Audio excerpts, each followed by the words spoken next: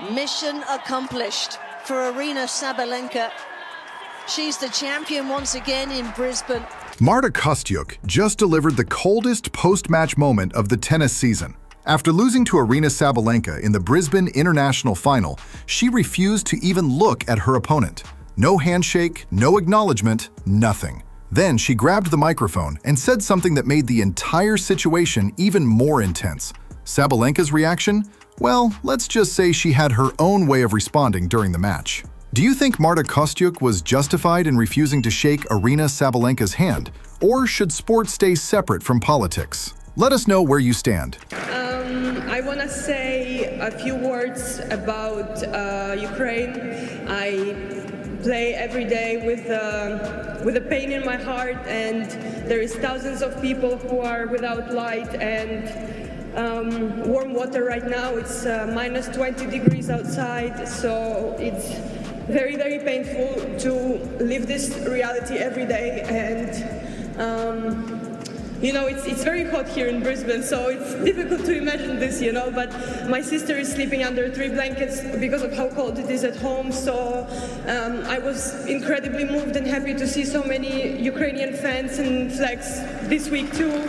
Marta Kostyuk's run at the Brisbane International was impressive by any measure. She beat 3 top 10 players to reach her first WTA final in 21 months. She was playing some of the best tennis of her career. But what happened after the final had nothing to do with tennis, and everything to do with a conflict that's been brewing between her and Aryna Sabalenka for years now. I want to thank my team. I'm sorry I lost another final. It's been 3 already, but maybe next one I'm gonna get. Not maybe, but for sure. And yeah, thank you so much for your support. Kostyuk lost the final in straight sets, 6-4, 6-3. That's 5 losses in 5 meetings against Sabalenka. She's never beaten the world number 1.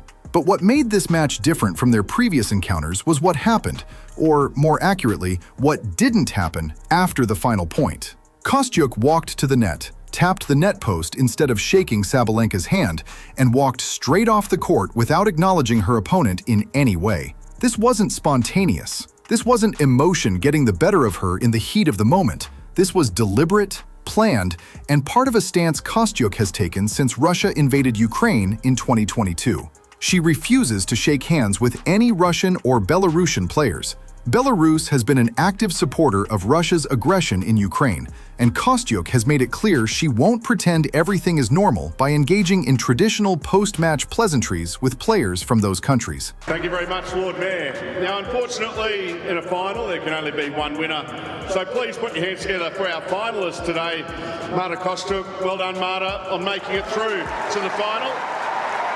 Tournament organizers knew this was coming. They confirmed before the final that there would be no joint photograph of the players before or after the match. They wanted to avoid any awkward moment or controversy. But even with that planning, what happened after the match was still intense and made headlines around the world. After refusing to acknowledge Sabalenka, Kostyuk grabbed the microphone for her on-court interview.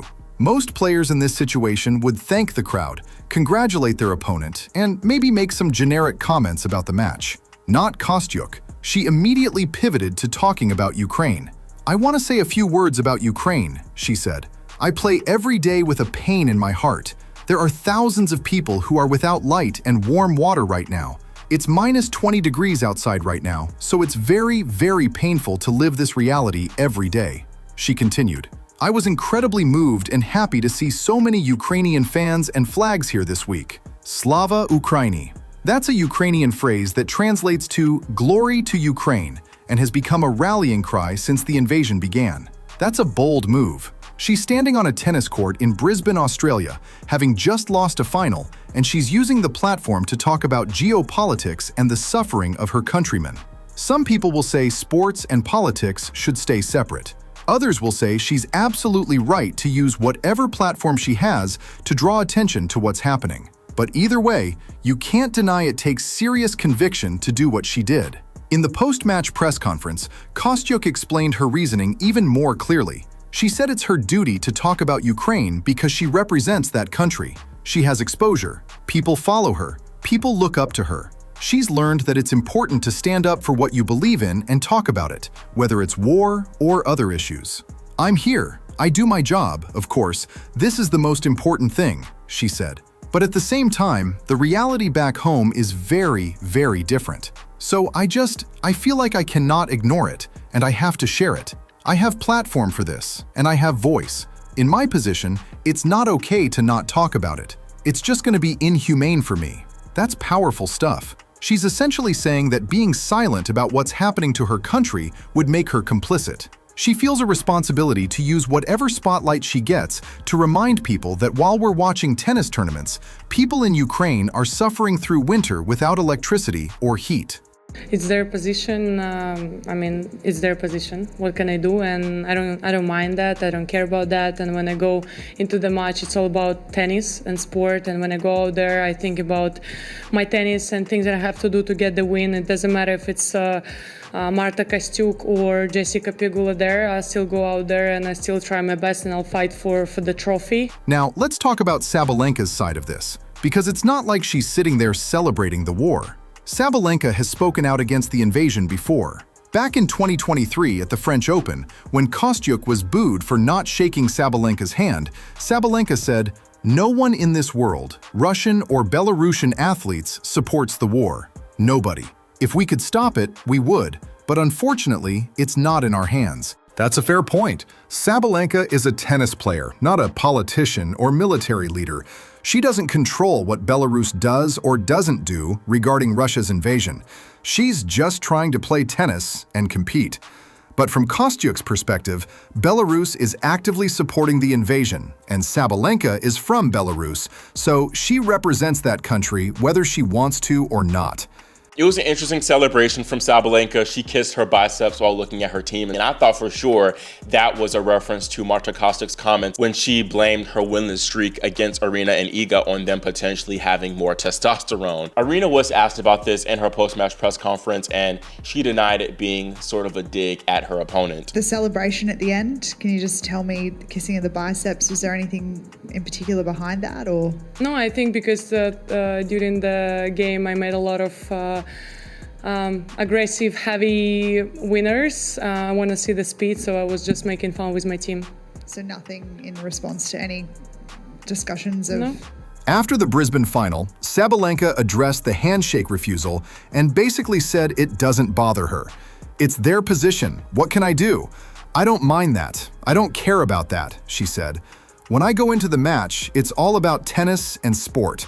When I go out there, I think about my tennis and the things I have to do to get the win.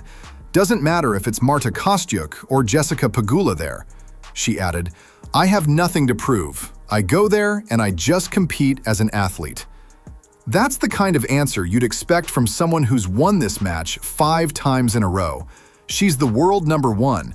She's won multiple Grand Slams. She doesn't need Kostyuk's approval or acknowledgement to validate her career. But here's where things get interesting and a bit petty.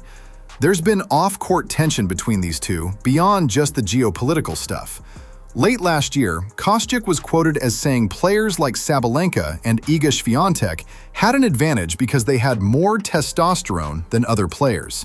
That's a pretty serious allegation in professional sports, where drug testing and hormonal advantages are sensitive topics. When Sabalenka sealed the victory in Brisbane, she did something unusual. She kissed both of her biceps while looking directly at Kostyuk. It was a flex. It was a "look at these guns" moment aimed right at someone who had questioned her physical advantages. Sabalenka later claimed it was an inside joke with her team, but come on. The timing and the way she did it while looking at Kostyuk made it pretty clear what message she was sending. Kostyuk later said she'd been misquoted about the testosterone comments and that the situation was sad. But she didn't apologize. She said if she had actually said something wrong, she would have no problem apologizing, but this wasn't one of those cases. She knew what she said, and she was okay with it. So we've got layers of beef here. There's the geopolitical layer with Ukraine and Belarus. There's the personal layer with the testosterone comments and Sabalenka's response. There's the competitive layer where Sabalenka has never lost to Kostyuk. All of this creates a dynamic that's way more complicated than just two tennis players who don't like each other. From Kostyuk's perspective, she's standing on principle. She's refusing to normalize relations with athletes from a country that's supporting the invasion of her homeland. She's using her platform to keep attention on Ukraine when it would be much easier to just focus on tennis and avoid controversy. That takes courage and conviction, even if some people disagree with mixing sports and politics. From Sabalenka's perspective, she's being punished for something she didn't do and can't control. She's Belarusian by birth, but she's not personally invading anyone or making political decisions. She's just trying to play tennis at the highest level, and she's being treated like a villain because of her passport. That's got to be frustrating. The handshake controversy has been happening throughout the tour since 2022. Ukrainian players consistently refuse to shake hands with Russian and Belarusian players. Sometimes they get booed by crowds who think they're being unsportsmanlike. Sometimes they get supported by fans who understand their position. It's become one of the most visible, ongoing political statements in professional sports. What makes the Brisbane final unique is how both players handled it. Kostyuk didn't just refuse the handshake, she used her post-match interview to deliver a pointed message about Ukraine's suffering. Sabalenka didn't just accept the snub, she flexed her biceps while staring down her opponent after winning match point. Both players found ways to make their positions clear without getting into a verbal confrontation. The tournament itself tried to minimize the drama by not doing the traditional joint photo, but you can't really avoid the tension when it's baked into the situation. These two were always going to have an awkward post-match interaction, and everyone knew it going in. Here's where the sarcasm really kicks in. It's almost funny how the tennis world keeps putting these players in situations where they have to face each other and then act surprised when it gets awkward. The WTA could theoretically try to avoid scheduling Ukrainian players against Russian and Belarusian players in early rounds of tournaments, but they don't. They let the draws play out naturally, which means these confrontations keep happening. And honestly, it makes for compelling television and storylines. Nobody was talking about the Brisbane International Final because of the quality of tennis.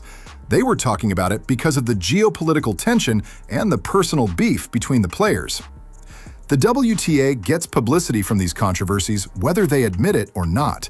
Kostyuk's decision to use her platform the way she did is also interesting from a marketing perspective.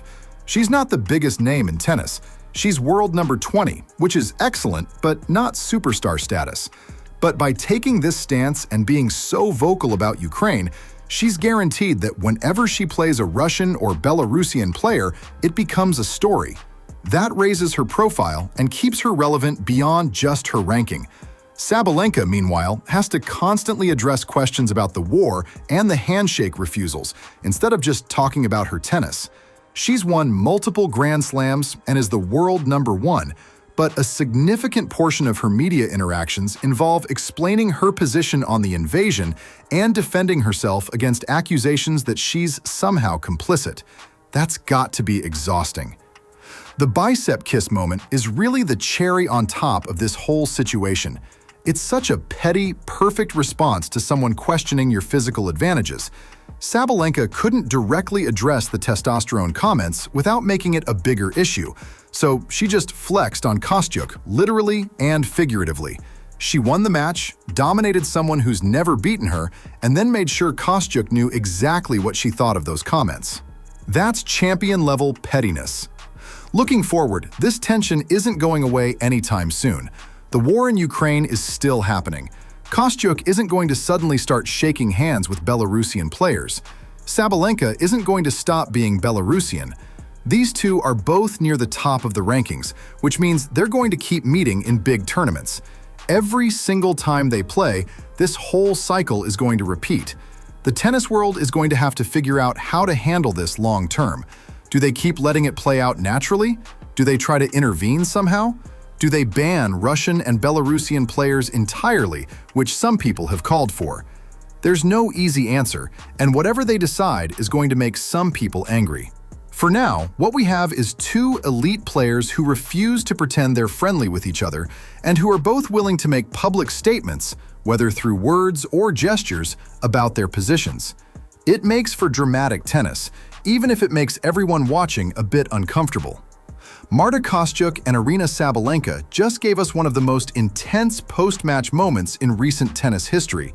No handshake, pointed comments about Ukraine, and a bicep flex that said more than words ever could. This rivalry goes way beyond tennis, and it's not ending anytime soon. If you want more coverage of the real stories in tennis, hit that like button and subscribe right now.